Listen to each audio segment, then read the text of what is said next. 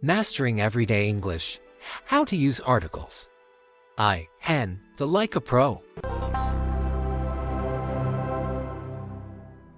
Hi everyone, welcome back to Everyday English Edge.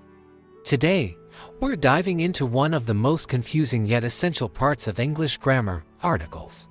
Articles they, and the are small words, but they can make a big difference in how clear and natural your English sounds. Explain that articles are used before nouns to specify or generalize their meaning. Indefinite articles they and used for general nouns. Definite article, the used for specific nouns. I saw a cat. Any cat, general. I saw the cat. A specific cat you or the listener knows about. B for singular, countable nouns that start with a consonant sound. Example, a dog, a book, a university note. University starts with a consonant sound. B for singular, countable nouns that start with a vowel sound. Example, an apple, an hour, an honest person note. Silent H makes it a vowel sound. Focus on the sound, not just the letter, when referring to something specific or already mentioned. Example, I saw a cat.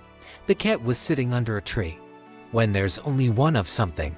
Example, the sun, the president, the Eiffel Tower. Wrong, the happiness is important. Right, happiness is important. Ask viewers to choose the correct article.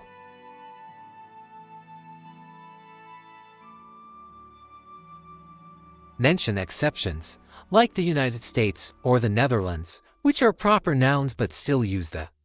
Fun fact, articles don't exist in every language, for example, Russian, Japanese, making them tricky for learners. Remember A and N are for general things, the is for specific things. Focus on the sound of the word, not just the letter. Write 5 sentences using A and the, and share them in the comments. I'll check and give feedback. Don't forget to like, share, and subscribe to Everyday English Edge. See you in the next lesson.